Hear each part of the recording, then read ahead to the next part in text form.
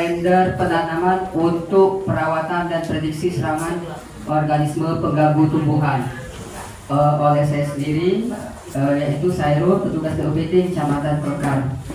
Adapun materi yang akan saya sampaikan ini lebih ke berbagi pengalaman, karena saya tahu pengalaman Bapak Ibu di lapangan lebih banyak lagi daripada saya. Jadi langsung saja kita mulai, langsung next Bang.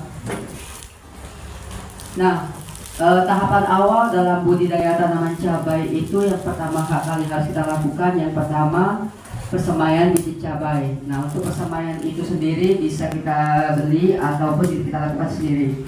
Kalau misalkan kita melakukan sendiri seperti yang digambar ini di Desa Suban Baru, kita harus menggunakan bibit yang sehat, terus terbebas dari serangan OPT, dan yang ketiga ini yang paling penting untuk memacu pertumbuhannya biar dia lebih subur, yaitu dikocor dengan jamur trichoderma. Lahan ini, persemaian ini 2 kali sampai 3 kali pengocoran sampai dia pindah tanam. Lanjut. Terus yang kedua, persiapan lahan cabai. Lahan cabai itu harus kita lakukan sanitasi lahan, membuang sisa-sisa tanaman sebelumnya. Yang kedua, pemupukan dengan dolomit. Ini sangat penting sekali karena tanaman cabai itu sangat memerlukan pH yang netral. Kalau misalkan dia terlalu asam, maka tanamannya akan stres dan rentan serang hama dan penyakit.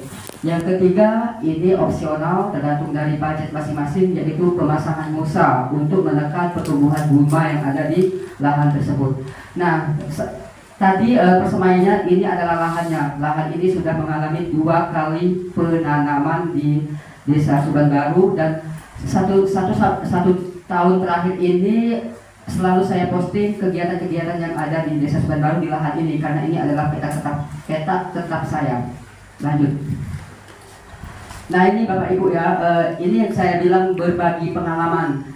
Di sini saya menyampaikan kalender penanaman, terus kita bisa memprediksi di umur sekian-sekian hama apa atau penyakit apa yang pasti menyerang tanaman cabai. Misalkan kita melakukan penanaman itu di bulan Januari, tanggal 1-nya itu kita tahun baruan. Nah, tanggal 2 dan tanggal 3 kita melakukan pemindahan tanaman dari semaian. Proses pemindahan tanaman itu jarak idealnya itu 70 dikali 70 cm. Seminggu kemudian, tanggal 12 dan tanggal 13 di sini, kita harus melakukan pemeriksaan kondisi lapangan. Apakah ada tanaman yang mati atau tidak. Kalau misalkan ada tanaman yang mati, kita perlu melakukan penyulaman biar tidak kehilangan berkurangnya populasi tanaman dari jumlah lubang yang telah kita siapkan. Tanggal 22 Januari itu adalah proses pemupukan pertama. Pupuk yang digunakan itu yaitu NPK yang diaplikasikan dengan dikocor, tidak disarankan ditabur.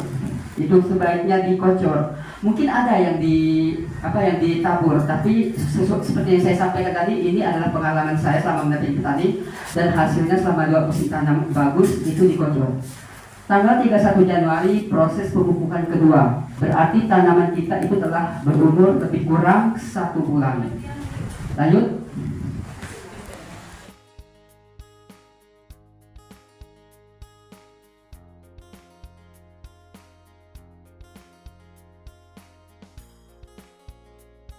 Antraknosa itu puncaknya itu ada di panen kelima dan seterusnya.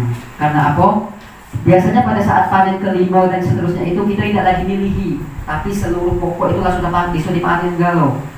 Dan penyebaran penyakit antraknos itu selain oleh percikan angin dan percikan air hujan dan juga serangga dan lain-lain, itu juga ada di perilaku panen. Misalkan Pak Angga panen bersama Pak Gilang ya panen ya. Nah,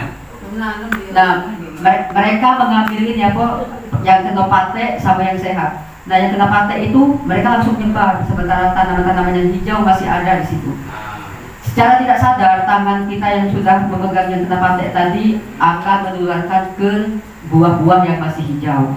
Jadi pada saat 2 atau 3 hari kemudian terjadi gelombang pertama atau gelombang kedua serangan pate. Itulah kenapa sampai penyakit pate itu terjadinya di pertengahan panen ke-6, ke-7 dan seterusnya. Tidak pernah terjadi di panen pertama atau kedua. Panen pertama itu cuma dikit, baru milih kalau bahasa kami Pak. Dan kalau